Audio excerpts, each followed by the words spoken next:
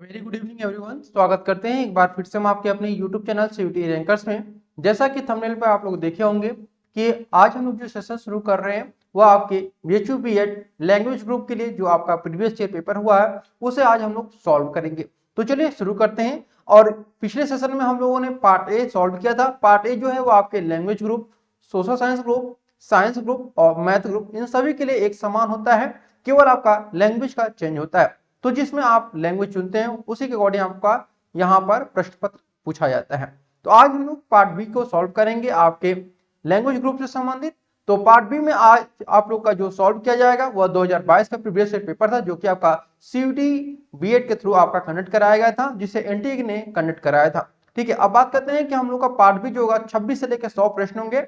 इसको हम लोग 4 भागों में इस पूरे पार्ट को हम लोग सॉल्व करेंगे। पहला पार्ट जो हमारा होगा वह 26 से लेकर 40 प्रश्न हम लोग यहाँ पर सॉल्व करेंगे। यानी आज हम लोग 26 से लेकर के 40 जो आपके प्रश्न रहेंगे उनको सॉल्व करेंगे, और अगले वीडियो में आपको 41 से लेकर 60 फिर आपका उसके बाद अगला वीडियो आप लोग को प्रोवाइड करा दिया जाएगा। ठीक है, देखिए यहाँ पे प्रश्न नंबर आपका 26 दिया हुआ है कि यहाँ पर प्रश्न नंबर 26 की अष्टछाप, ठीक है ध्यान रखिएगा, आपका दिया हुआ है कि अष्टछाप कवि किस संप्रदाय से आपका संबंधित है।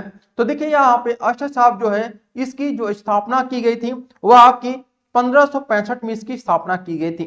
ठीक है, 1565 में इसकी स्थापना की गई थी, और इसकी स्थापना जो की गई थी वह वल्लभाचार्य और उनके पुत्र विठल नाथ के द्वारा इनकी स्थापना की गई थी। तो 1565 में इसकी स्थापना की गई थी, और अष्टछाप के जो कवि थे वह आपके पुष्टि मार्ग से संबंधित है। ठीक है, किस मार्ग से? पुष्टि मार्ग से संबंधित है, जिसमें सूरदास बहुत ही फेमस है।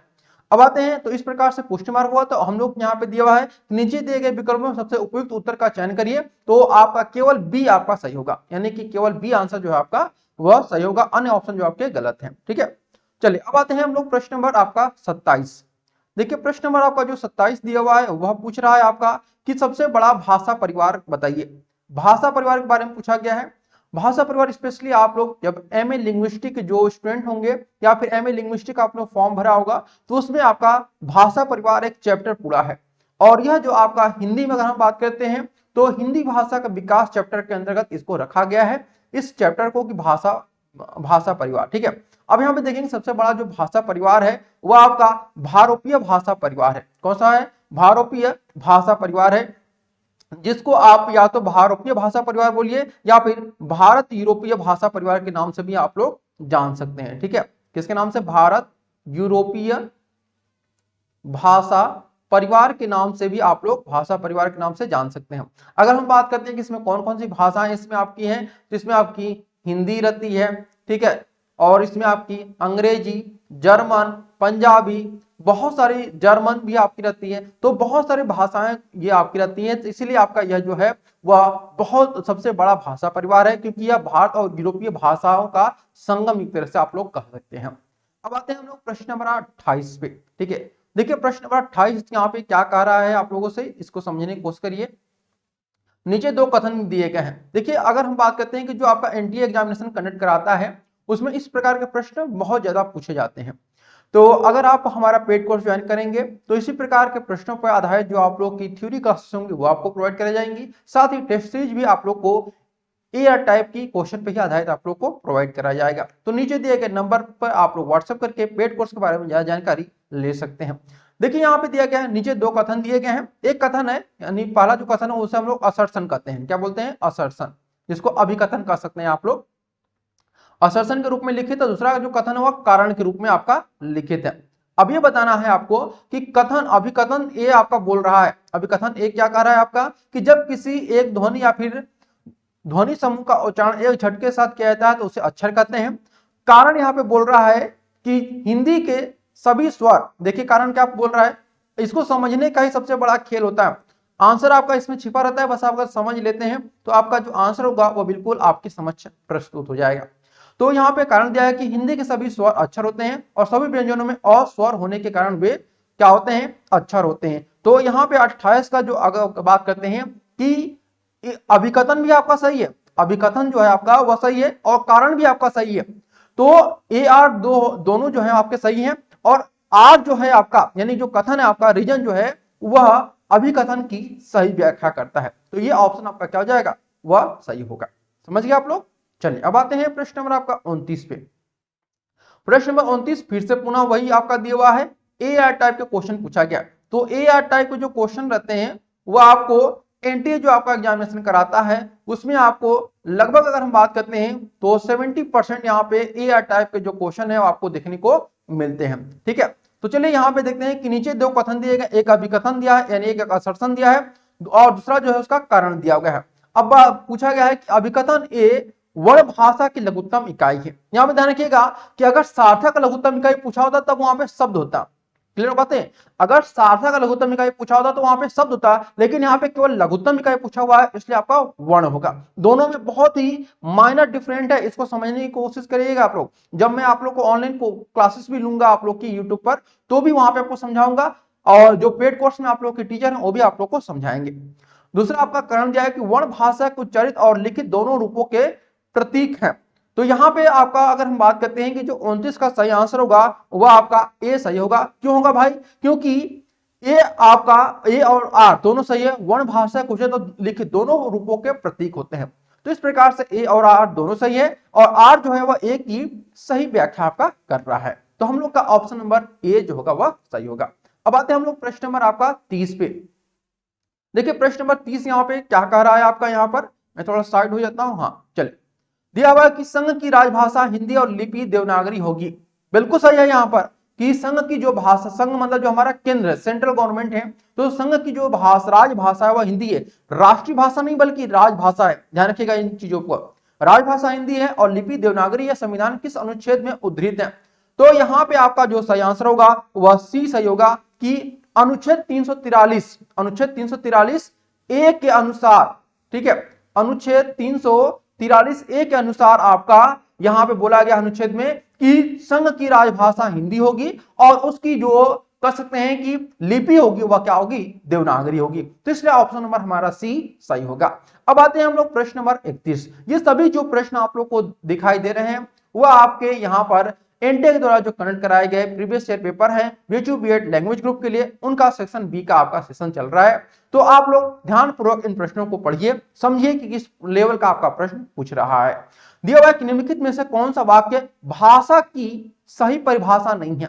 अब देखिए यहाँ पे समझने योग्य क्या है कि वाक्य कौन सा वाक्य, यानी 4 वाक्य दिए गए हैं, इन वाक्य में आपको बताना है कि भाषा की सही परिभाषा नहीं है। यानी भाषा की परिभाषा क्या होती है ऐसे। अब यहाँ पे मैं आपको 3 चीजें बताता हूं कि भाषा होती क्या। भाषा जो होता है मूलतः जो होता है वह ध्वनि संकेतों का एक व्यवस्था होती है। क्या होती है, ध्वनि संकेतों की एक व्यवस्था होती है। साथ ही वह हमारे विचारों के आदान प्रदान की एक क्या होती है, सामाजिकरण भी होती है। और वह क्या होती है, मानव मुख से निकली हुई अभिव्यक्ति भी होती है, यानी एक्सप्रेशन भी होता है। लेकिन वह क्या होता है, रूढ़ भी होता है, अरुण नहीं होता है। तो इस प्रकार से हमारा ऑप्शन नंबर सी क्या हो जाएगा, सही होगा। यानी कि यहां पे दिए गए विकल्पों में उपयुक्त उत्तर क्या होगा, तो सी उत्तर आपका सही आंसर होगा। ठीक है, चलिए अब आते हैं प्रश्न नंबर आपका 32 पे। तो देखिए प्रश्न नंबर 32 कह रहा है आपसे कि नीचे 2 कथन दिए गए हैं, एक आपका अभिकथन दिया हुआ है, अभिकथन यानी असर्शन, और दूसरा आपका उसका रीजन दिया गया है। अभी बताना है आपको कि अभिकथन और आपका कारण दिया हुआ है। हिंदी भाषा देवनागरी लिपि में लिखी जाती है, कि आपका अभिकथन है यानी आपका असर्शन है कि हिंदी भाषा देवनागरी लिपि में लिखी जाती है। बिल्कुल सही आंसर है, कोई इसमें दिक्कत नहीं है।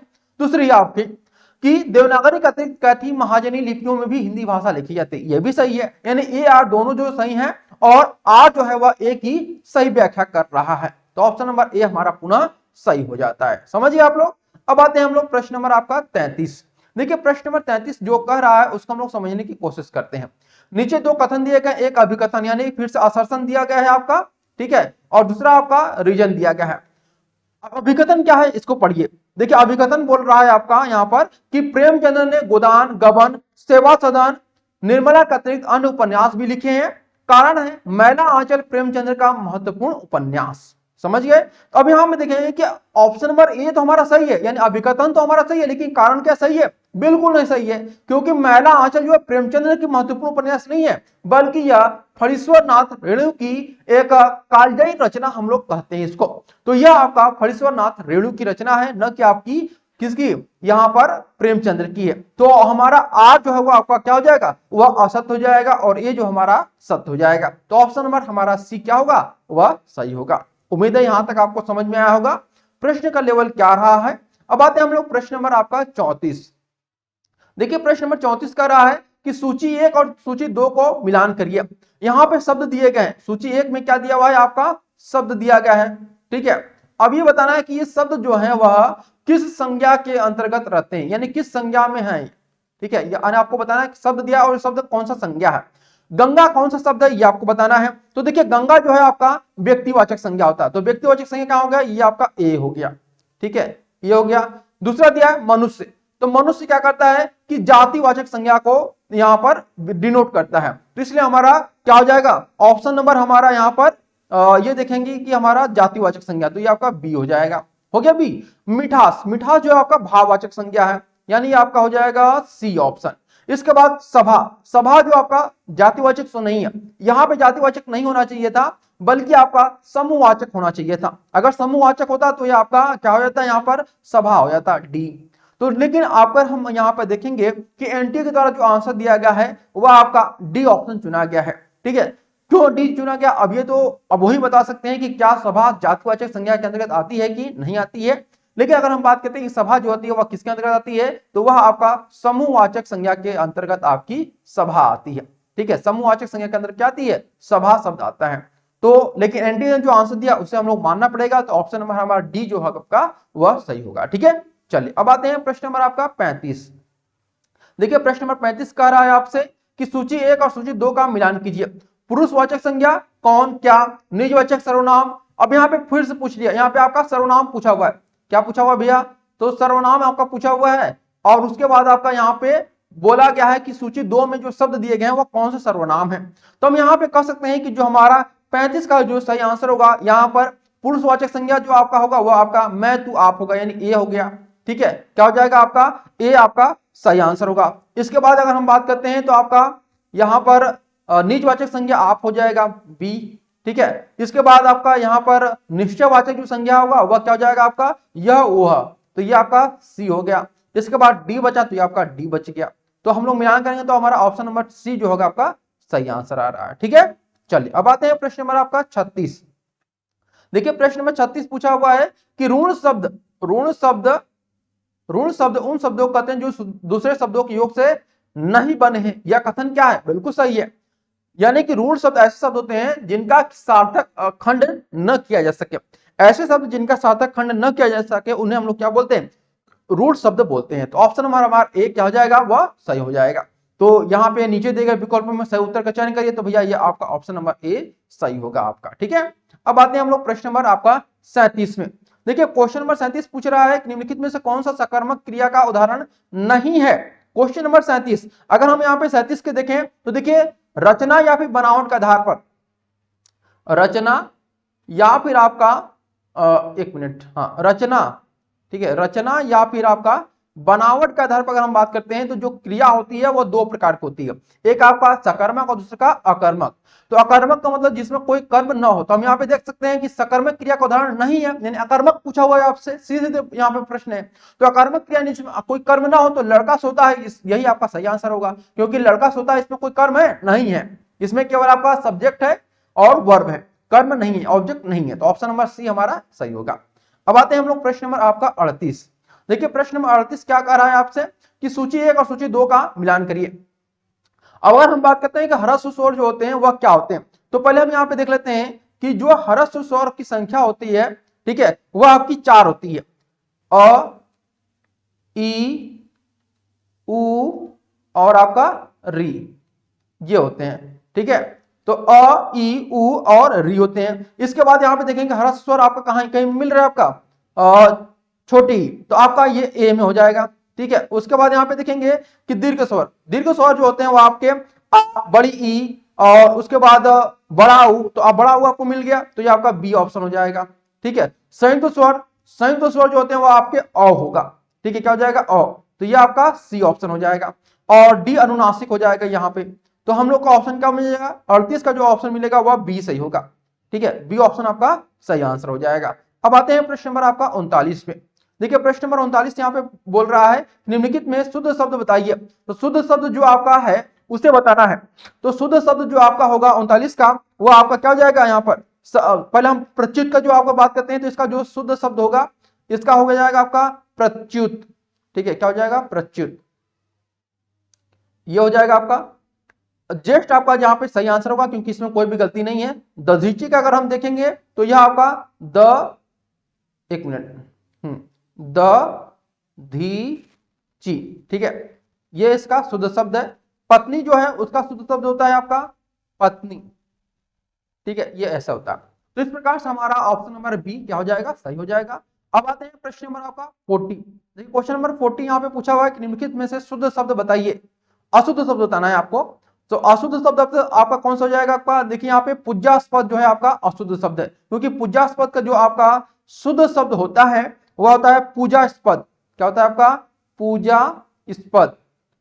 ठीक है, यह आपका शुद्ध शब्द होता है। आज हम लोग यह जो आपका पार्ट मतलब सेक्शन बी चल रहा है, सेक्शन बी में आज हम लोग क्या करेंगे, जो 26 से लेकर के, ठीक है, 26 से लेकर के 40 तक के जो प्रश्न है उनको हम लोग सॉल्व किए। अगले सेशन में हम लोग करेंगे आप लोग का क्या, कि जो आप 41 से लेकर के 60 तक के क्वेश्चन रहेंगे उनको हम लोग सॉल्व करेंगे, या फिर 80 तक भी हम लोग सॉल्व कर सकते हैं। तो चलिए अगले वीडियो में मिलते हैं इसके अगले पार्ट में। तब तक के लिए धन्यवाद। Thank you so much for watching this video.